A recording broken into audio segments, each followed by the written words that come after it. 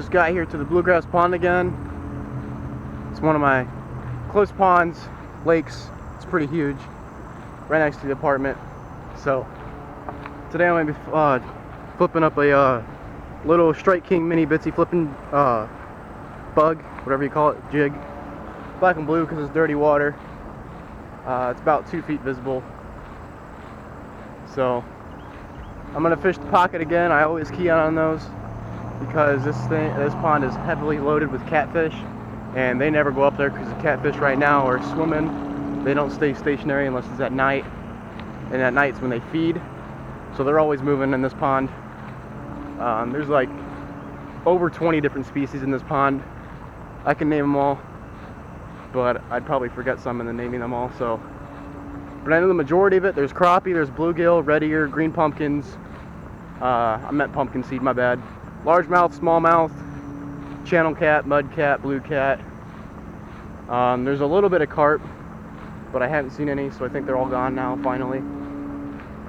But I saw a picture last night on Instagram. Some guy caught a smallmouth in here instead of the creek that I've been fishing, and a couple days ago my camera was dead, so I couldn't bring it with, and I was using a Ned rig, black and blue.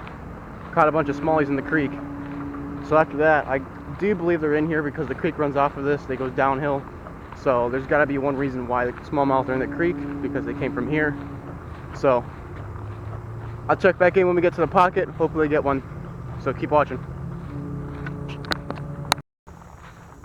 Another reason why I like fishing in the pockets, I don't know if you guys can see it way out there, but mist goes on top of the water, and that keys in on some topwater strikes.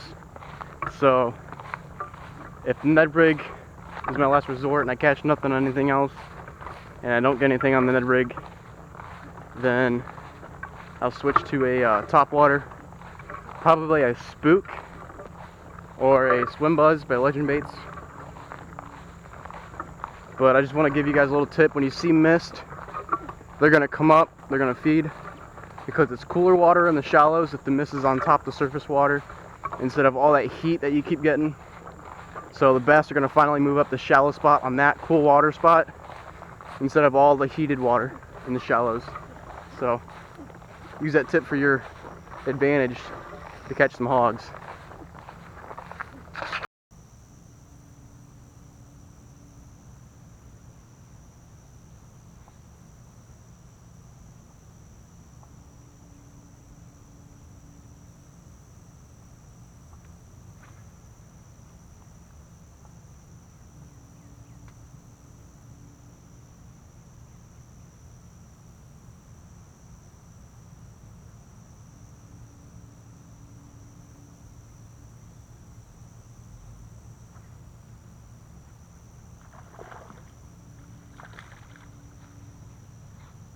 Here we go, guys.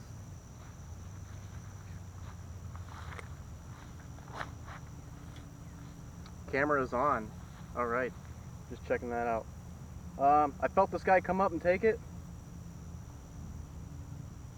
but I didn't set the hook right away because I wanted to make sure it was a fish and see what kind of fish it was.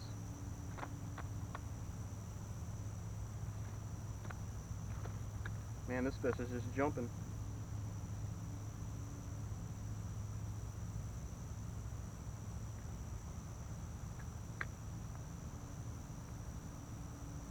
Like I said, a little black and blue, 1/3 ounce. It's kind of weird size, but 1/3 ounce. They also make 1/4 ounces. Strike King mini bitsy flipping bug, and I got this black and blue. I got a Zoom super shrunk on here as a trailer, and just a little tiny finesse presentation for these previously flooded waters. And I figured out why they're faded like this. The color on it.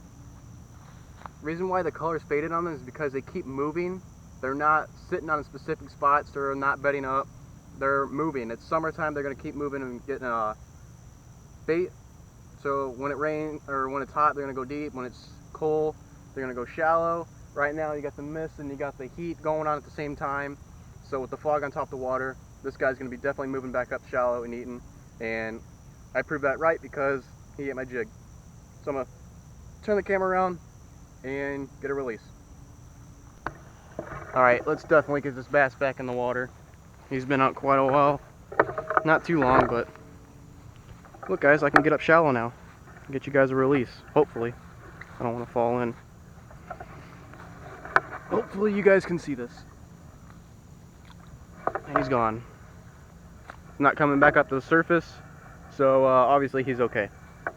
So let's put the camera down, throw that jig again, hopefully get another one. Let's go.